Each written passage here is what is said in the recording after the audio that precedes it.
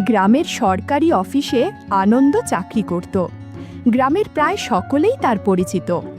সরকারি অফিসে গ্রামের কারো কোনো কাজ থাকলে প্রথমেই আনন্দের সাথে দেখা করত।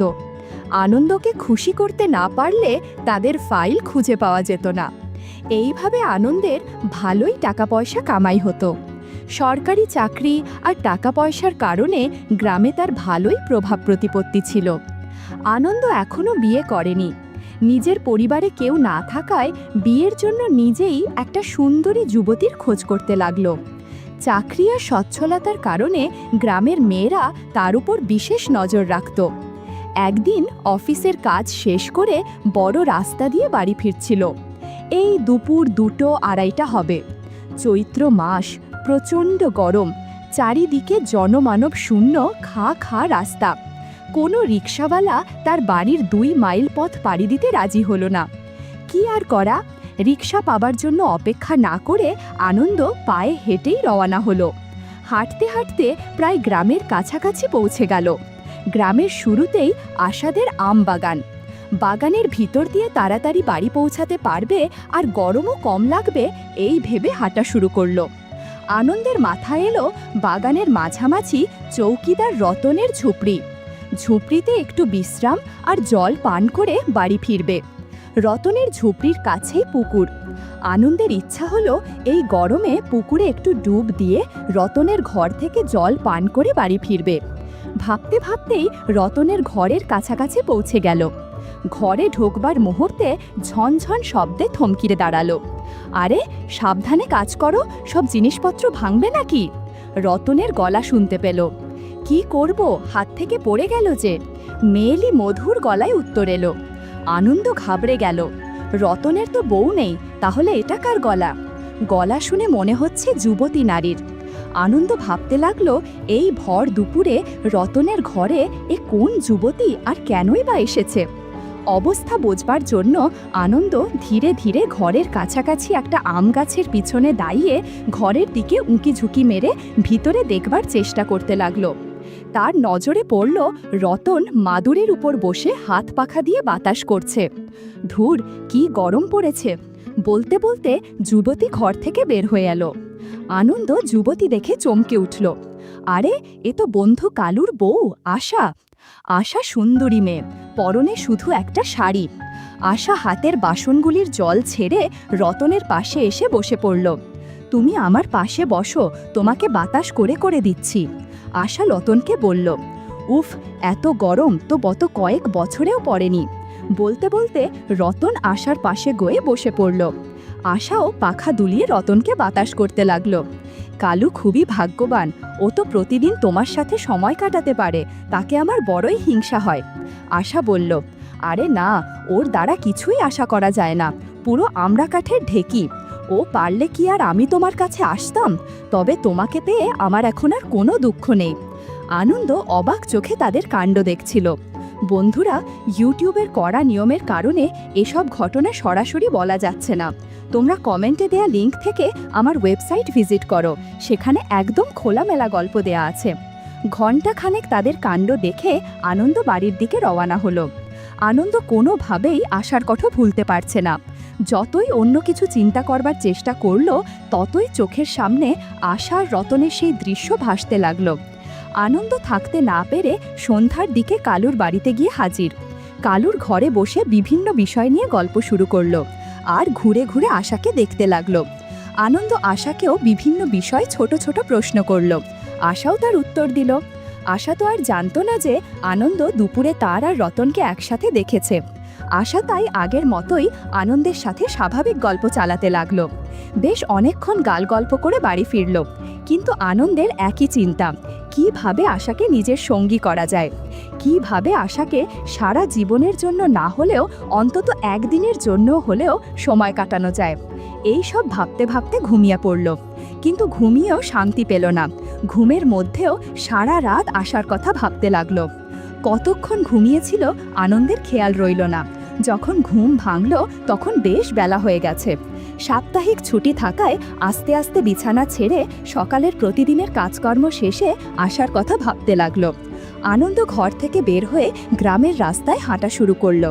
কোনো কিছু না ভেবে ঘুরতে ঘুরতে কখন যে আমবাগানে ঢুকে রতনের ঘরের পাশে পুকুর পাড়ে এসে দাঁড়ালো তা সেও খেয়াল করতে পারেনি। রতনের ঘরের কাছাকাছি আসতেই আশার গলা শুনতে পেল। ঝট করে আনন্দ নিজেকে একটি আম গাছের পিছনে লুকিয়ে চুপচাপ দেখতে লাগল। আনন্দ দেখল রতন একটি গামছা পরে কতকগুলো কাপড় নিয়ে পুকুরের দিকে যাচ্ছে, আর পিছে পিছে আশাও তাকে অনুসরণ করছে। আমার সামনে দিয়েই দুজন পুকুরের দিকে চলে গেল। আমি কোনো মতে নিজেকে পুকুরের ধারে গাছের পিছনে লুকিয়ে নিলাম। আশা ততক্ষণে হাঁটু জলে নেমে যতদূর সম্ভব কাপড় তুলে রতনের কাপড় ধুতে শুরু করে দিয়েছে। এ সময় আনন্দ বেশ ভালোভাবে পর্যবেক্ষণ করে নিয়েছে। অনেক অদৃশ্য বিষয় চোখে পড়েছে, কিন্তু দুঃখের বিষয় আনন্দ কিছুই করতে পারছে না। সময়ের সাথে সাথে দূরত্ব আরও কমতে থাকে। ওদের কথা থেকে বুঝলাম কিছুক্ষণ আগেই ওরা কাজ করে এসেছে, যে কারণে এখন জামা কাপড় ধুয়ে নিচ্ছে। একটু পর দুজনে ঘরের উদ্দেশ্যে হাঁটতে শুরু করলো। বাড়ি যেতে হবে, ঘরের অনেক কাজ পড়ে আছে। রতনের ঘরের কাছে এসে আশা বলল। তা শুনে আনন্দ নিজের জায়গা ছেড়ে আশার ঘরের রাস্তায় মাঝামাঝি এসে আসার জন্য অপেক্ষা করতে লাগলো। গাছের পিছনে দাঁড়িয়ে আশার কথা ভাবতে লাগলো। যেভাবেই হোক আশার সাথে কথা বলতে হবেই। কিছুক্ষণের মধ্যেই আশার পায়ের আওয়াজ শুনতে পেল। আশা কাছাকাছি আসতেই আনন্দ ঝট করে আশার সামনে এসে দাঁড়ালো। আশা থমকিয়ে গেল, কিন্তু আনন্দকে দেখে সাহস ফিরে পেল। আরে আনন্দ ভাই, যে এখানে দাঁড়িয়ে কি করছেন? আশা প্রশ্ন করল। আশার ভয় হলো আনন্দ কি কিছু দেখেছে নাকি। তোমার জন্য অপেক্ষা করছি, কি করব বলো? রতনের ঘরে গিয়েছিলাম, কিন্তু তোমরা দুজনে ব্যস্ত ছিলে বলে আর বিরক্ত করিনি, আনন্দ সাহস করে বলে ফেলল। ব্যস্ত দেখেছেন? কি দেখেছেন? সব কিছুই কি? আশা লজ্জায় লাল হয়ে মাথা নত করে আনন্দকে প্রশ্ন করল। সব কিছুই। তুমি কি জানো, আমি যদি কালুকে সব বলে দিই তো তোমার অবস্থা কি হবে? আনন্দ সুযোগ পেয়ে মাথা ঝাঁকিয়ে বলল। আনন্দ ভাই, দয়া করে কাউকে কিছু বলবেন না। আপনি যা চাইবেন তাই দেব, কিন্তু কাউকে কিছু বলবেন না, দয়া করুন। আশা চুপ থেকে বলল। তুমি আমাকে আর কী বা দিতে পারো? আনন্দ বলল। আনন্দদা, আপনি যা বলবেন তাই করব। কোনো কিছু না ভেবে আশা অনুনয় করল। আমার সঙ্গে এসো, আজ আর কাল তোমাদের কাজ দেখে আমারও কাজ করতে মনে যাচ্ছে। তোমার সাথে কাজ করে আমার খুব ভালো লাগবে। আনন্দ সুবর্ণ সুযোগ দেখে আশার হাত ধরে। এটা কিভাবে সম্ভব? আমি না আপনার বন্ধুর বউ, আপনি আমার দাদার মতো। আমি আপনার সাথে এইসব কিভাবে করব? আশা বাধা দেবার চেষ্টা করে বলল। তুমি কিন্তু কথার খেলাপ করছো। আমি কিন্তু এখনই গিয়ে কালুকে সব বলে দেব, আনন্দ ধমকের সুরে বলল। এই শুনে আশা চিন্তা করতে লাগলো। আনন্দের কাছে থাকলে আনন্দ কালুকে জানাবে না, কিন্তু রতনের সঙ্গে সময় কাটানোর ওইসব কথা জানতে পারলে কালু ঘাড় ধরে তাকে ঘর থেকে বের করে দেবে। এই ভেবে আনন্দকে বলল, ঠিক আছে, যা করবার তাড়াতাড়ি করুন, কিন্তু এটা শুধু আজকের জন্য, আর কোনো দিন নয়। এই শুনে আনন্দ আশার হাত ধরে বাগানের গভীরে একটু ফাঁকা জায়গায় নিয়ে গেল আর একটা গামছা পেতে নিল। এরপর অনেক অজানা বিষয় হতে শুরু করলো। ইউটিউবের কড়া নিয়মের কারণে এসব ঘটনা সরাসরি বলা যাচ্ছে না।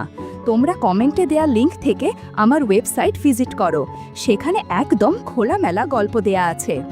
বেশ কিছুক্ষণ পর আনন্দ বলল, তোমার যখনই এর প্রয়োজন হবে আমাকে ডাকবে, আমি তোমার খেদমতে তৈরি থাকব। ওই দিন সন্ধ্যায় আর থাকতে না পেরে আশাকে দেখবার জন্য আনন্দ তার বন্ধু কালুর ঘরে গিয়ে উপস্থিত হলো। উঠানে বসে আনন্দ আর কালু আবল তাবল গল্প করতে লাগলো। আশাও আনন্দকে দেখে খুশি হলো, বসতে বলে নিজের কাজে ব্যস্ত হয়ে পড়ল। কালুর অজান্তে দুজন দুজনকে দেখতে লাগলো আর দুপুরের অভিজ্ঞতা মনে করে মৃদু মৃদু হাসতে লাগলো। সন্ধ্যা আরও গড়িয়ে রাত হলে কালুর কাছ থেকে বিদায় নিয়ে নিজের ঘরের উদ্দেশ্যে রওনা হলো। আনন্দ কালুর বাড়ির মোড় ঘুরতেই দেখল আশা তার জন্য অপেক্ষা করছে। আনন্দ উৎসাহিত হয়ে এগিয়ে গেল। আনন্দ, রাত 10টার দিকে আমাদের বাড়ি এসো, পিছনের দরজা খোলা থাকবে, আমি তোমার জন্য অপেক্ষা করব। আশা খুবই আস্তে আস্তে কথাগুলো বলে, তাড়াতাড়ি নিজের বাড়ির দিকে চলে গেল। আনন্দ আশার সাহস দেখে একটু অবাকও হলো। খুশিতে আনন্দ দৌড়িয়ে নিজের বাড়ি ফিরল, তাড়াতাড়ি স্নান করতে ঢুকল। নিজেকে পরিষ্কার পরিচ্ছন্ন করে সবচেয়ে ভালো লুঙ্গি আর শার্ট পরে আশার বাড়ির পিছনে পৌঁছে গেল। এখন শুধু 10টা বাজার অপেক্ষা। দরজায় ধাক্কা দিয়ে দেখল দরজা খোলা রয়েছে এবং ঘরের ভেতরে আলো জ্বলছে, কিন্তু কারো আওয়াজ পাওয়া যাচ্ছে না। ভয়ে ভয়ে ঘরের দরজা ভেজিয়ে ঘরের বাইরে আসার জন্য অপেক্ষা করতে লাগলো। প্রতিটি মুহূর্ত আনন্দের মনে হতে লাগলো কয়েক যুগ। আনন্দ, কই তুমি? ভিতরে আসো। আশার চাপা গলা শোনা গেল। আশা বাইরে এসে আনন্দের হাত ধরে ভিতরে আসতে বলল আর দরজা বন্ধ করে আরেকটি ঘরে নিয়ে গেল। ঘরে মাদুরের ওপর অত্যন্ত যত্নের সঙ্গে পরিষ্কার চাদর আর বালিশ বিছানো। আনন্দ নিচু স্বরে বন্ধু কালুর কথা জিজ্ঞেস করল। ও তো তাড়াতাড়ি শুয়ে পড়ে, আর একবার ঘুমালে ভূমিকম্পও তাকে জাগাতে পারবে না। কিন্তু আমাদের সাবধানে থাকতে হবে, আশার উত্তর দিল। দুপুরে আম বাগানে যা করেছি তা তাড়াহুড়াই করেছি, যদিও খুবই মজা পেয়েছি। এখন আবার সেই কাজ করতে চাই। দুজনে সারা রাত ধরে ধীরে ধীরে কাজ করে ফেলব। কি পারবে না? আনন্দকে বলল। হ্যাঁ, অবশ্যই পারব, আনন্দ মাথা নাড়িয়ে বলল। সেদিন রাতে অনেক কাজ হয়েছে। কাজ করতে করতে আনন্দ দেখল প্রায় ভোর হয়ে আসছে। কোনো মতে নিজেকে গুছিয়ে কালুর ঘর থেকে বেরিয়ে নিজের ঘরের দিকে যেতে লাগলো। আনন্দের যখনই কালুর সঙ্গে দেখা হতো তখনই নিজেকে অপরাধী মনে করত, কারণ সে তার বন্ধুর সাথে বিশ্বাসঘাতকতা করছে কিনা এসব ভাবতে থাকে। কিন্তু আশার সঙ্গে কাটানো সুন্দর সময়ের মজা অপরাধবোধ থেকে বেশি ছিল। এক রাত্রিতে আশা আর আনন্দ কাজ করে বিশ্রাম করছে। আশা একটু পর ফ্রেশ হতে বাইরে বেরিয়ে গেল। কিছুক্ষণ পর আশা ফেরত এসে আনন্দের পাশে বসে পড়ল। আনন্দ হঠাৎ দেখল কালু ঘরের মধ্যে প্রবেশ করছে। কোনো দিকে না তাকিয়ে সোজা আশার পাশে বসে কাজ করতে শুরু করল। আনন্দ এতই মশগুল ছিল যে হারিকেনের অল্প আলোয় বুঝতে পারছিল না কার সাথে কাজ করছে, আনন্দ নাকি তার স্বামী কালু। আনন্দের মাথায় কিছুই ঢুকছিল না। সে চুপচাপ বসে আশা আর কালুর দেখতে লাগলো। কাজ করতে করতে কালু ক্লান্ত হয়ে গেছে, তাই একটু বিশ্রাম নিচ্ছে। বেশ কিছুক্ষণ সারা ঘর অসম্ভব শান্ত হয়ে গেল। আনন্দ বড়ই নাজুক পরিস্থিতির মধ্যে পড়েছে। আশার পাশ থেকে উঠতেও পারছে না, আবার চুপ করেও বসেও থাকতে পারছে না। কিছুক্ষণ পর আশা আবার একটা গামছা নিয়ে বাইরে গেল ফ্রেশ হতে। ফিরে এসে বলল, আনন্দ, ভয় পেও না, এত চিন্তার কোনো কারণ নেই। আমার স্বামী সব কিছুই জানে। তৃতীয় দিনের কাজের সব কিছু দেখেছে। তারপর আমি নিজেই কালুকে সব বলে দিয়েছি। সে তো আমার পছন্দের কথা জানে, কিন্তু তার পক্ষে আমার শখ পূরণ করার ক্ষমতা নেই। তাই সে আমাকে আমার শখ পূরণের অনুমতি দিয়েছে। কালু জানিয়েছে তোমার আর আমার একসাথে কাজ করতে তার কোনো আপত্তি নেই, কিন্তু এ কথা গ্রামের লোক যেন না জানতে পারে। এসব কথা আনন্দ শুনে বড়ই তাজ্জব হয়ে গেল। কি বলবে না বলবে ভেবে উঠতে পারছিল না। কিছুক্ষণ পর কালু আর আশা তাদের কাহিনী শোনাতে লাগলো। প্রথমে আশা বলল, আমার বিয়ে হয়েছে 10 বছর আগে, তখন বয়স ছিল 20। প্রথম আমাদের জীবন ঠিকমতো চলছিল। কালু তখন সকাল দুপুর রাতে আমাকে খুব ভালোবাসতো, আমিও খুশি ছিলাম। কিন্তু কয়েক বছরের মধ্যেই কালু দুর্বল হয়ে পড়ে। কাজ করার সক্ষমতা হ্রাস হয়ে যায়। বন্ধুরা, তোমরা বুঝতে পেরেছ আমি কোন কাজের কথা বলছি? যাই হোক, কালু কাজ করতে না পারায় আমার নিজেকেই সব কিছু করতে হতো। এভাবে আর কতদিন একা একা কাজ করা যায়? একদিন যুবক রতনকে আম বাগানে চাকরি দিল। প্রথম রতনের কাজ করার ইচ্ছা ছিল না, কিন্তু একা একা মুশকিল হওয়ায় রতনকে দিয়েই কাজ করানোর মনস্থ করলাম। ধীরে ধীরে রতনের সাথে কাজ করতে ভালো লাগতে শুরু করে। এ কারণে আমার কোনো অপরাধ বোধ ছিল না। তাছাড়া আমি আমার মাকেও অন্য লোকের সাথে কাজ করতে দেখেছি। আমি আর আমার ছোট বোন রেখা যখন ছোট ছিলাম তখনই আমার মা আর অন্য লোকের সম্পর্কের কথা জানতাম। আমাদের বাড়িতে ছোট কাকা থাকতো। আমরা 2 বোন প্রতিদিন দেখতাম দুপুরে বাবা খেতে কাজ করতে বেরিয়ে গেলেই ছোট কাকা মায়ের ঘরে যেত। একটু বড় হয়ে যখন আমাদের বোঝবার বয়স হলো, তখন উৎসুকের কারণে ঘরে উকি দিয়ে দেখতাম ভেতরে কি হয়। কিন্তু যা দেখতাম তা দেখার পর আমি একটু অস্বস্তিতে পড়ে গেলাম। সেদিনের পর থেকে আমার মনের মধ্যে অদ্ভুত পরিবর্তন হতে শুরু করে। আমার আর কালুর বিয়ের বছরখানেক পর কালু যখন আর কাজ করতে পারে না, তখন আমি আমার মায়ের কথা কালুকে বলে দিলাম। কালু নিজেকে অসহায় মনে করতে লাগলো। শেষে কালু আমাকে তার ছোটবেলার গল্প বলল আর জানালো যে অন্য কাউকে কাজ করতে দেখলেই কেবল কালুর কাজ করতে ইচ্ছে করে। কালু বলতে শুরু করলো, আমি 15 বছর বয়সে অনাথ হয়ে যাই।